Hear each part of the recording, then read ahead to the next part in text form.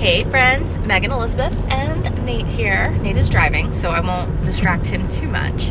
I wanted to come live with you. We're taking a quick decompression date break, and I would encourage you to do the same thing. Obviously, going out of the house doesn't mean coming in contact with people. It doesn't mean we have to go out to eat. It doesn't mean we have to do anything, but us being able to take just a quick time out, half hour, whatever it would be today.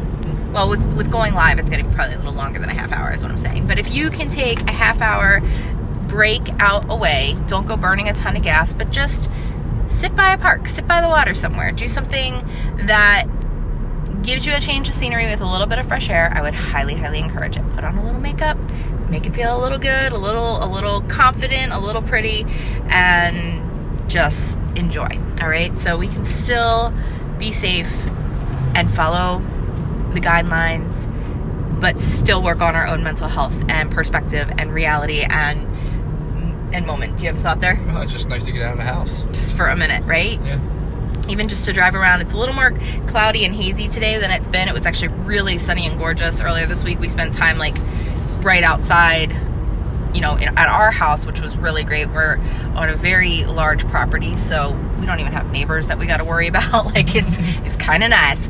But we wanted to come on live with y'all today. Part of what we have been doing this entire week has been really diving into what's called KBB, and it's a training with Tony Robbins and Dean Graziosi and Russell Brunson. I think I said his name right this time, and Jenna Kutcher.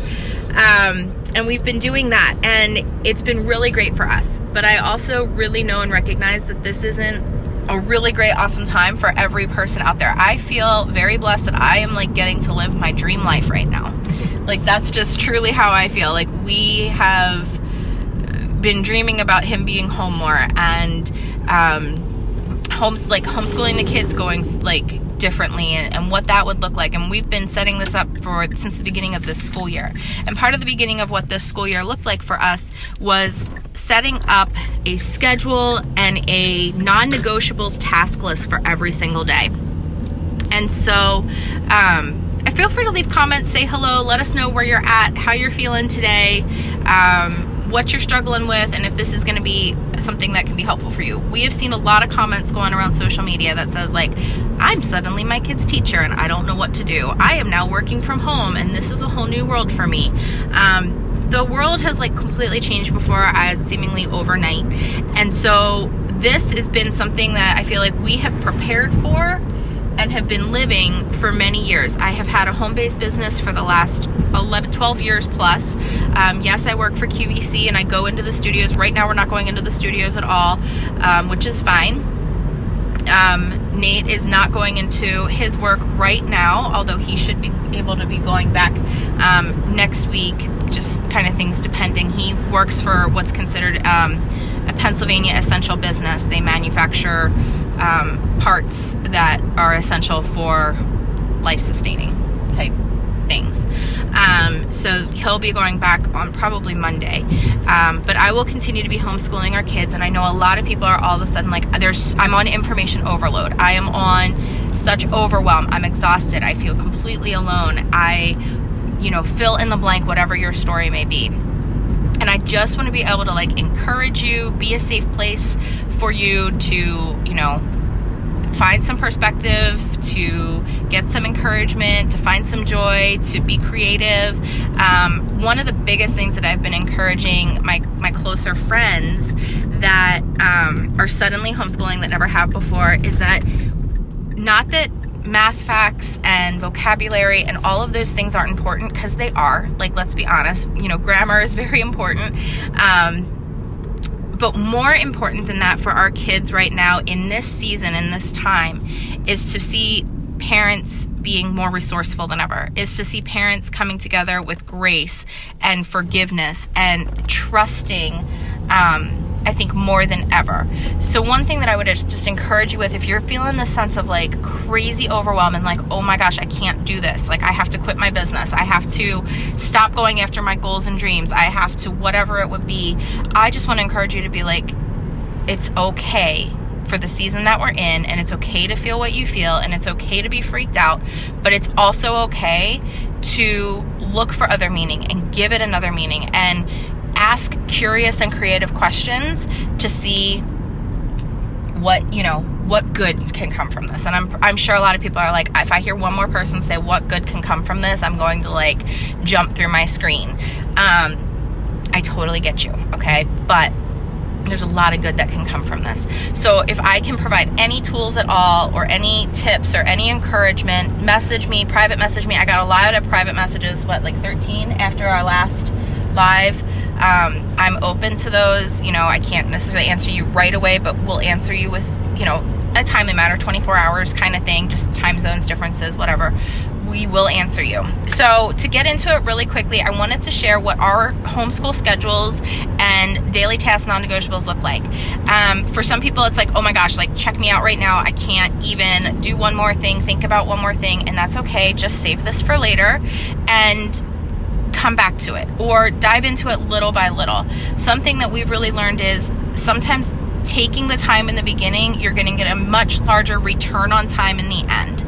So that's something that we've really been focused in on, is what our return, not just the ROI, return on investment, but the ROT, return on time, what that's going to bring. And it took me a while to set this up, but now you're already like catapulted ahead of me because I set it up for you. You just have to fill in your details. So I'm going to show you what this looks like. The one thing that we all start with every day in my house, the kids included, is a daily 3. And it's something that we do either in a notebook. I do it in my Erin Condren planner. I made a sheet for you so that you can have something pretty to print out, that you can do one. It's called your daily 3, and you can share it with me using the hashtag daily3byme, daily3byme. I've been doing these since 2012 publicly, and I've been doing them personally since 2004, 2005. And I started sharing how to do this way back when I first started by meganelizabeth.com. So the daily 3 is the 3 things every day that you're thankful for. So starting your morning with some gratitude and thankfulness. You'll see a lot of people doing that and talking about that. What things can you start out the day being thankful for? Even when it feels like it's like overwhelming and what the heck, are you healthy? What things can you put into perspective with gratitude? I've talked about, like, sometimes I just write down now, like, my wedding rings, that, I can look at that and it's like such a pretty sparkly symbol of like our love and our commitment. And I'm really thankful for that. Or, when I wasn't married and went through that, like the things that I was thankful for in the season of singleness and being with the kids and whatever it would be. So there's always something to be thankful for. Maybe it's a beautiful sunny sky. Maybe if you're like me and you love a little bit of a thunder and lightning rainstorm, maybe you're thankful for that. Just find something, 3 things, new things, get into a state and a conscious thinking of being thankful. And it doesn't take long to jot down these 3 things. The second item in your daily 3 is your action steps. So instead of having a big, long, massive, huge to-do list for your day, because that can happen really quickly, and that's, to me, what causes overwhelm more than anything. When you have this to-do list that is 18 pages long, you're like almost overwhelmed into inaction. And with new things being thrown at you right now, I'm sure that can be the case for a lot of people more than ever. So for me, we always write down the 3 most impactful action items we are 100% committed to accomplishing for the day, no matter what. Even if it is get dressed, put on makeup and get showered, shower, dress, makeup. For some people, that's a huge accomplishment, and I don't want to minimize what any action or accomplishment is for any person anywhere. Maybe it is, send out emails and develop my next product, or, create a new kit for my business or whatever. Maybe it is, just get through history lessons with the kids for the day and, whatever. So the 3 action steps, but I always say the 3 action steps that get you closest to your big goal heart desires. So for me, every single day, I'm writing down my 3 biggest goal heart desires. And I've been writing the same one every day for this entire year. So for me, I'll tell you what my goals are on my daily 3 every single day. What writing that down every single day does is it triggers your mind into action. It triggers your mind into saying, This is what I'm committed to. What are resourceful, persistent, meaningful ways that I can take action towards these steps? Because these are really the things that I want in my life. It's not writing these 3 things down every day and magically they happen. It's writing these 3 things down to move you towards them. So some people are like, even Nate is one. He's like, I can't, like, it drives me crazy writing down the same thing every day. Like, he doesn't mind doing step 1 and 2, the thankful and action, but the 3, he's like, whatever. But what have you said recently about it starting to change how you think? Oh, yeah, well, different times, different needs. I mean, one day I'll have a need to do this, or the next day I might have a need to do this. Or if I get that accomplished, it opens up my mind to get more of it done. Right. So, but with the goal, like writing down the same goal every day, it's opening your mind to it being possible. Yeah, like moving towards the possibility of it. Sorry, I wasn't sure. It's okay. It's all right. No, it's all right. You're driving. It's fine. So he was at first like, why the heck am I writing this down every day? Right? Yeah. And I got him to like do it. And now that he's doing it, it's like a whole new world for you has opened up by doing it. And I've seen that a lot over, I know Tammy, Debbie, you guys are on here. You guys have done it. You had seen huge benefits and results from doing the Daily 3 in past years. So I made a little template sheet that you can print out. It's colorful. It has some pretty font on it so that you have something if you don't just want to write it in a notebook or write it wherever you feel like it. I can't believe how many cars are actually out.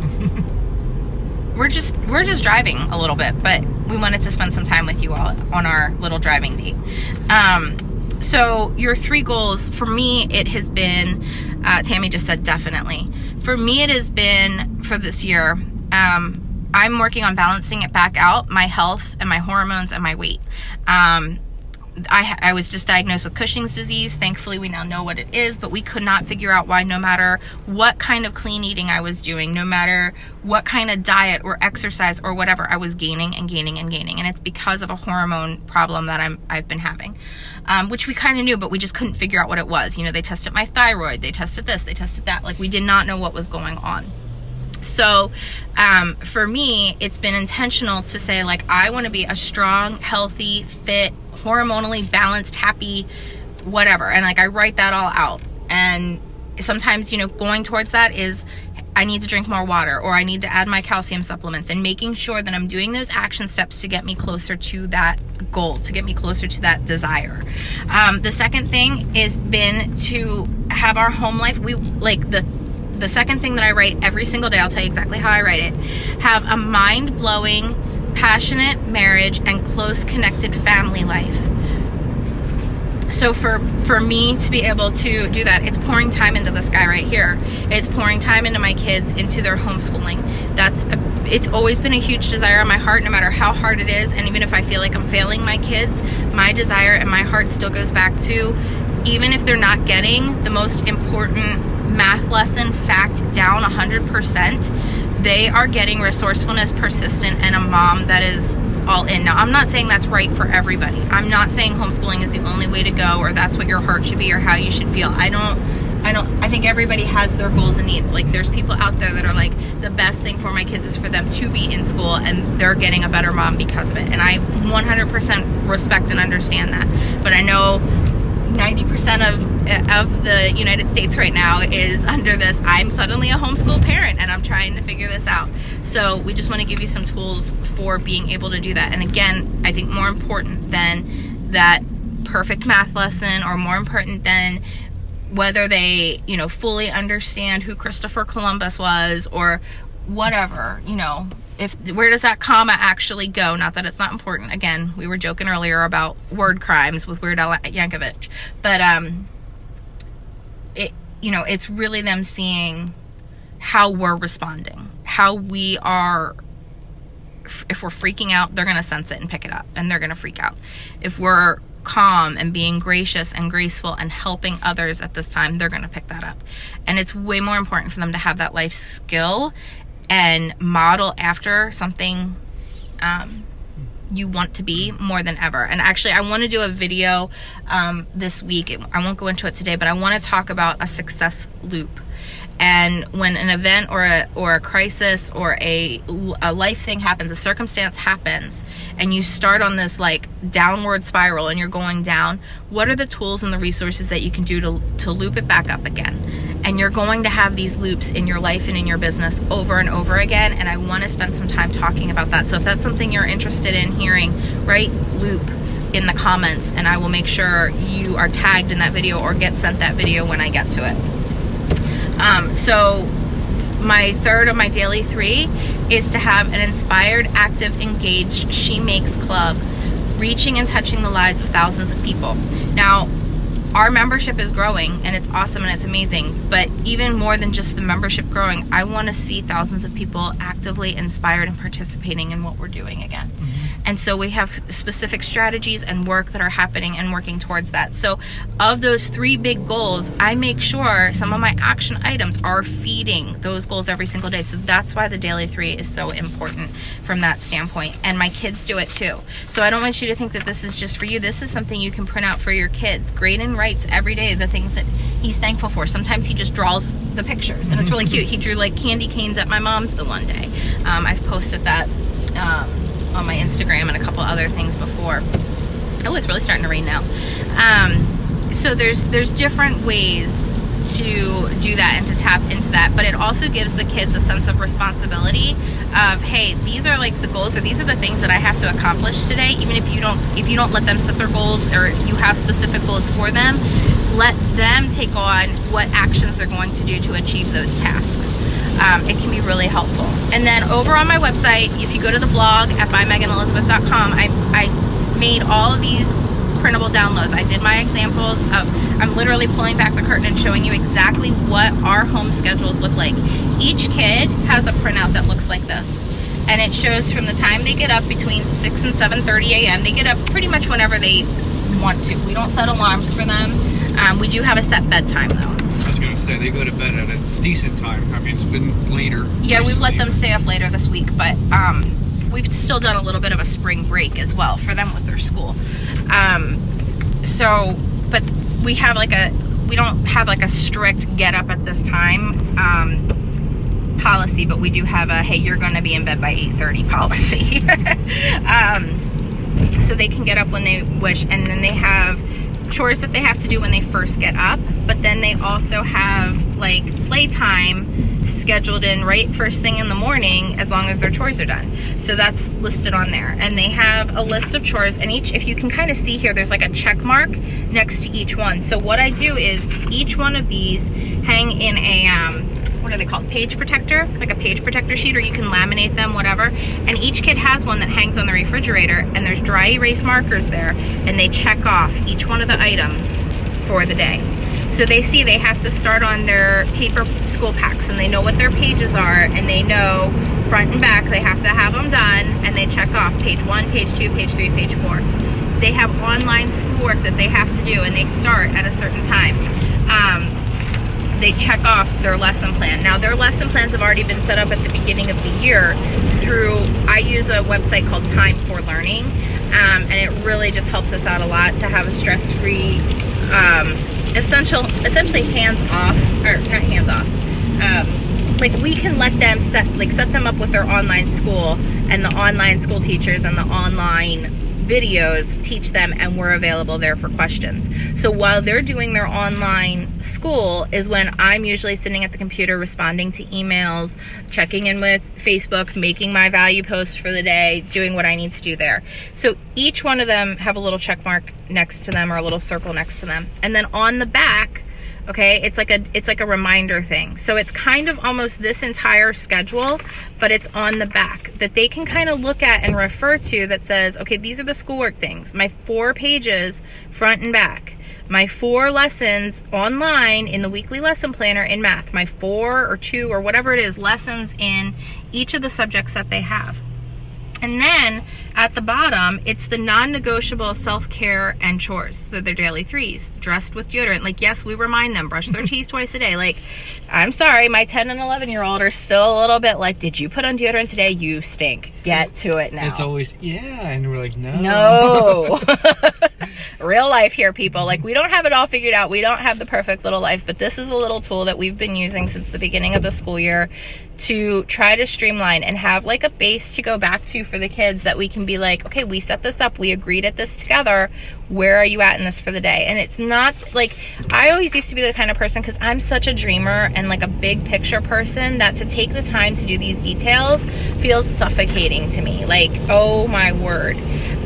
But truly, to have something that you can refer back to and be like, okay, these are my non-negotiables. These are the things that we need to have done or want to have done.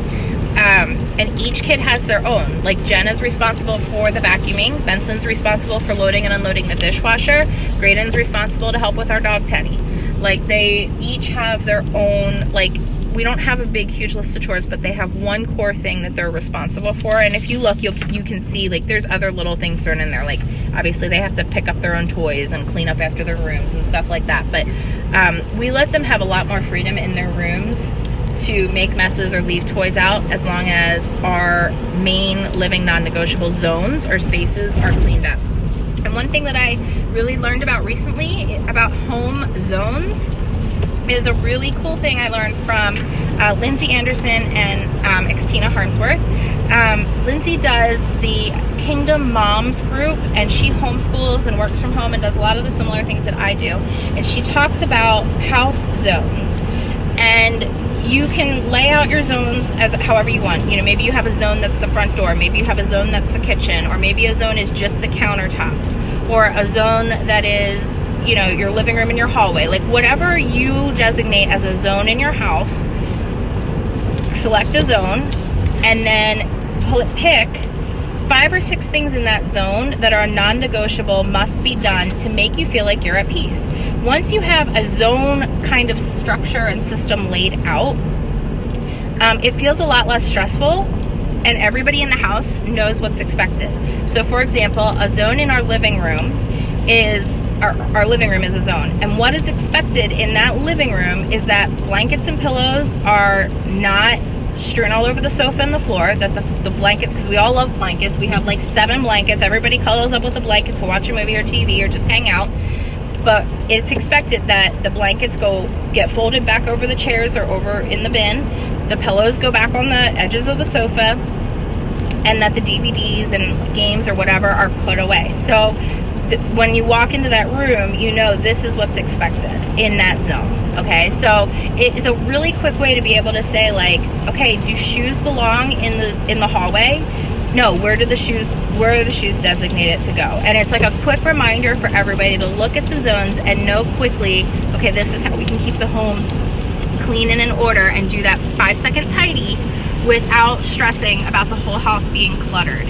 And when everybody's home and this isn't like the norm, and whatever, you're feeling like you're in chaos and crazy, this can be a really quick way, if you lay out the zones and you lay out the non-negotiables and what needs to be done in those zones. Anybody could come into your home and know, here's how I clean up this zone. Here's how this zone is, what this zone is supposed to look like. So it's just a quick, easy method to be able to do that, okay? And again, like I said, each kid has a schedule, front and back, and then mommy even has a schedule. So they actually have mom's schedule to be able to know that on Monday night from, 2 o'clock to 4:15, do not bother mommy. Go to Nate. Go, figure something else out. Mommy is in work zone time, and even though you're here, and if there's an emergency, of course get me, but don't ask me for a snack from 2 to 4:15. Don't, whatever. This is my work time. This is my whatever. And they have a copy of it that they know what's to be going on. Now, obviously things change. We go take care of my mom. We go and help take care of my Nana. I work at QVC. Things are flexible. This is not we live by this schedule and nobody better veer off of it. But it's a way to refer back to say, if things were running perfectly, where are we supposed to be? What are we supposed to be doing? And check in. So I wanted to offer that. Hopefully it's a little bit helpful and not too crazy overwhelming. If it is, and you're not ready for it, come back to it later. I completely understand. It took us time to get this all settled. Right. Too. Like it's not like you give them a sheet and then boom, they're following it. Right. Like, No. It definitely takes time No, and it's having the conversation with the kids of like, hey, this is a different time, but we're trying to set up our family for the best success possible during this different time. I know you miss your friends. I know you XYZ. You can have those conversations with the kids, and it doesn't have to be like 18-hour long conversations. You know, we definitely have, you know, times where Sunday mornings we take time together as a family. We really try to tune into those family nights or family moments to watch a movie together or play games together or whatever it would be. And it's not all on the schedule, you guys. Like, it's not like, again, I'm not a live life by the schedule person, but it's a framework. And when you have a framework and a system that you can implement, systems work to keep things running smoothly. And a system is duplicatable by any member of the family or any person that comes into your life to say, hey, this is our ideal, this is what we're working towards, this is how we're doing it the best we can. And you make those adjustments and those systems work for you as you go. So again, this video will be up on my website, bymeganelizabeth.com. Just check out the blog. You can also go to the blog. It'll have all the downloads for you. So when you click on any one of the pictures, it should take you right to a template of exactly what it is. You can print out your daily 3 worksheet, whatever you want to print out and work with. It's colorful. Obviously, you can make it work for you. However, you can handwrite it in, you can type it in, make it as broad or as specific as would work for you. And everything's going to work different for a different person. You know, for me, like I've always been told by, you know, coaches and get up an hour earlier, make it a habit to get up an hour earlier. That does not work for me. It doesn't work for my family. If I get up an hour earlier, my whole household is up with me. Everybody's miserable and cranky. Hell yeah. It does not work. I much rather stay up an hour later than everybody else, or an hour later than I normally would, to have time alone to get things done that I want to get done, than to make everybody in the house miserable first thing in the morning. It doesn't work for me. So you need to find what works for you and stop beating yourself up if you don't fit a certain mold. Stop beating yourself up if you don't fit the way this success expert tells you. Don't beat yourself up if my tips and ideas don't work for you. It doesn't mean you're stupid. It doesn't mean you're a big fat failure. It means you're going to keep trying and learning and growing in what will work for you and for your kids and for your family. As long as you have the end in mind and you're working with the end goal in mind of who you want to be, of who you want your family to represent, of who you want to become, you will be okay. At least that's what I believe. All right, guys, we're gonna sign off here. I really hope that this gave you some help, some tips, some benefits, something to work from. We can't wait to like make and create more with you. I want to do some more tutorials with the Cricut and the Joy and all the fun things that we love to do at She Makes Club and Above Ruby Studio. And I just hope that we can continue to bring some helpful life tips and encouragement and joy during this time. We love you all a ton. And again, if you want to see more about what I was talking about with the Success Loop, just comment loop. I will get a video up and make sure that it gets to you as well. All right, guys, I'll see you soon. Bye-bye.